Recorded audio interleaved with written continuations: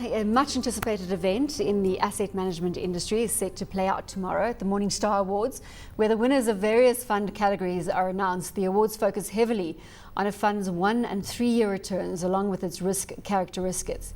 David O'Leary from Morningstar joins us in our Cape Town studio to tell us who the hot favourites are. And this is almost straight off the press. Obviously, you can't give us the names of the winners, but how are things heating up there?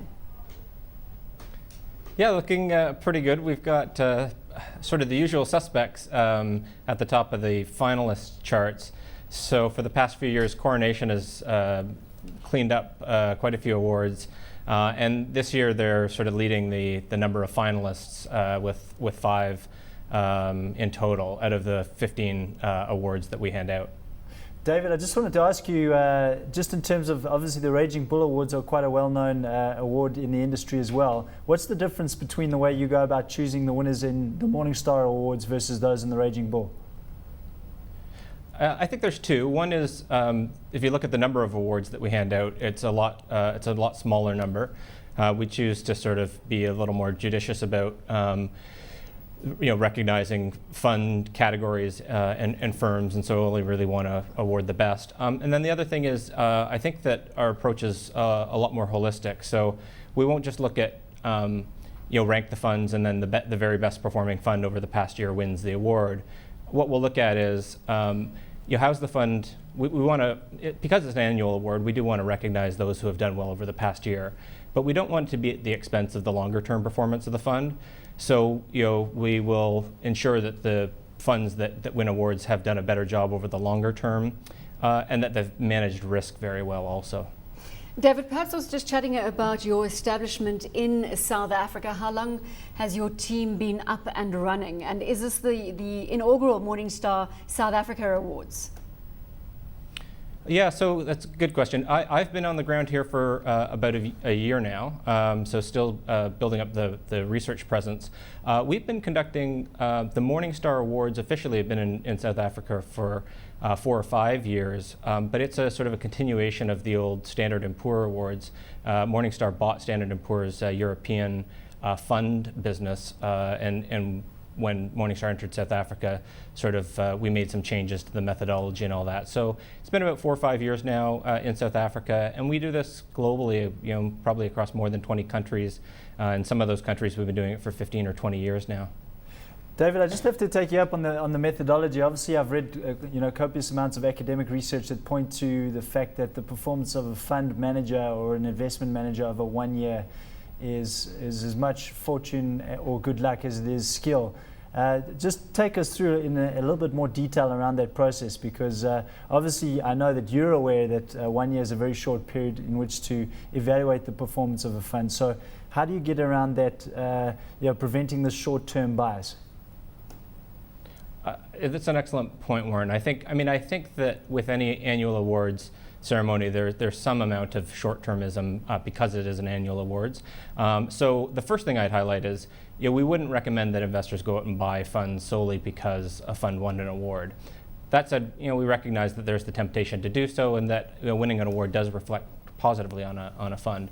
And so what we'll do is as I alluded to earlier, is not just look at how the fund ranked over the past 1 year. So for instance, if you take the South Africa, the domestic equity category, and rank the funds, you won't necessarily find that the winner in that category for the Morningstar Award was the fund that had the best return in 2012.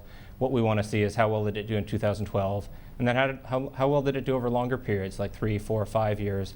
How well did it manage risk during those time periods?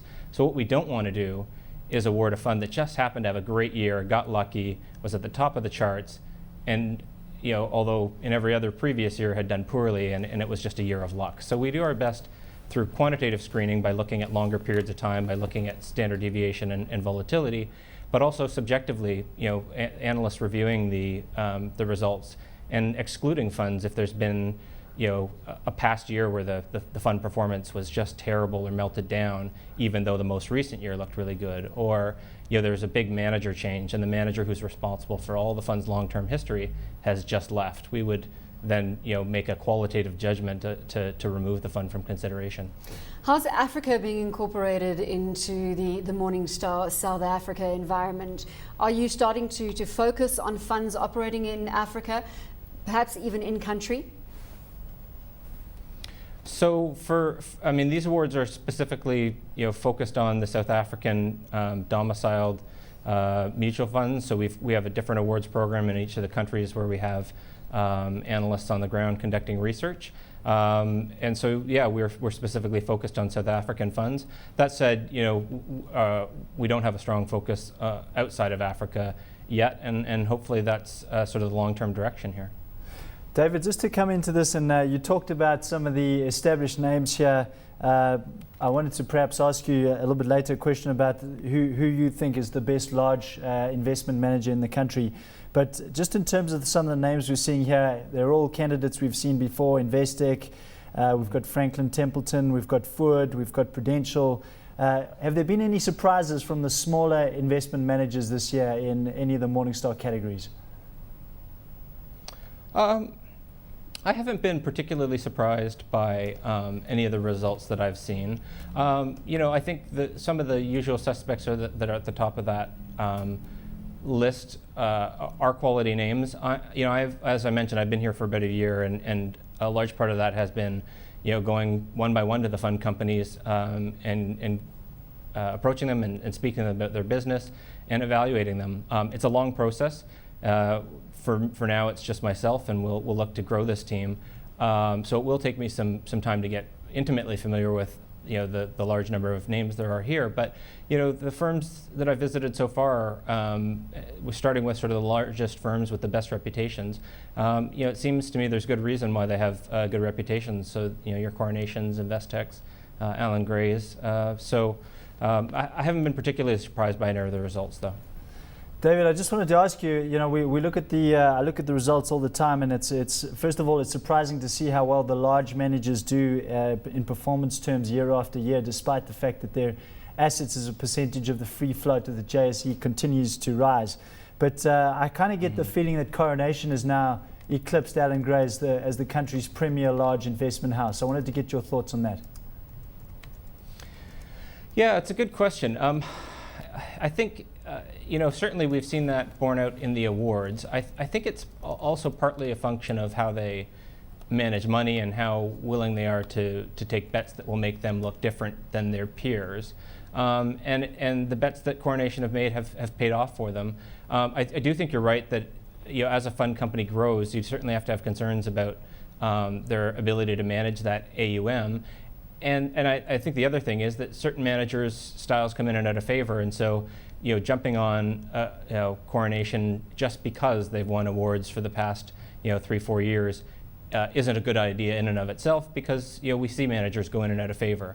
Doesn't mean to say that it'll happen for Coronation this year, next year, or in the short term, but there are periods where managers will underperform, and I think Coronation would admit that as well. So. But I can see what you're saying, I guess, is the point I'm making. I just wanted to also bring into this a little bit of a health warning. We've kind of seen some of the things that happen when managers are awarded, are given a very high profile award. I think of Bruce Berkowitz at Fairholme in the US, who got voted the US Equity Manager of the Decade in 2010, and his performance after that was distinctly not impressive. What's the sort of take? How should the consumer and the retail investor use these awards in their selection of investment managers? Yeah, that really is an excellent question, and that's a great example, actually. Bruce Berkowitz is actually a manager that Morningstar had helped sort of bring a lot of attention to. He wasn't as well known, to be honest with you, before a lot of the U.S. analysts for Morningstar started really singing his praises. But the fact is, it was a manager who took a lot of risk. I mean, he took very heavily concentrated positions in a lot of really ugly names in an ugly part of the market. And so that is one of the risks associated with being such an aggressive manager. While it allows you to outperform as much as it did, it allows him to underperform as much as he did. I think the takeaway is the awards, by their very nature, are backward looking. What we're saying is we want to acknowledge those who have achieved excellence. insofar as a student who gets straight A's, all through high school and then in their final year, are they likely to get another A? Yeah, probably if there's some trend, but it's certainly not guaranteed, and they you can't just bank on the fact that because they've done well in the past, it will in the future. So take the awards with a grain of salt. They are a good indication of funds and managers and companies that have done well, and if that can continue, great. But more research is needed. Don't buy solely based on a fund winning an award. Just one last question, David, before you go. We just wanted to see, obviously, quite extensive coverage of the long-only the long-only funds in South Africa. Do you expect to roll out awards for fund managers in the alternative investment sector anytime soon? I think in the short term, no. Longer term, I certainly hope so. I think just getting our heads around the long-only space will take some time. We have a separate team of analysts who cover ETFs. We have a separate team of analysts who cover stocks and alternative investments, hedge funds. So that wouldn't be by my team anyway, but it is something that we would certainly look to do in the future. I just think that's probably a little longer term in nature than the next sort of 2-3 years.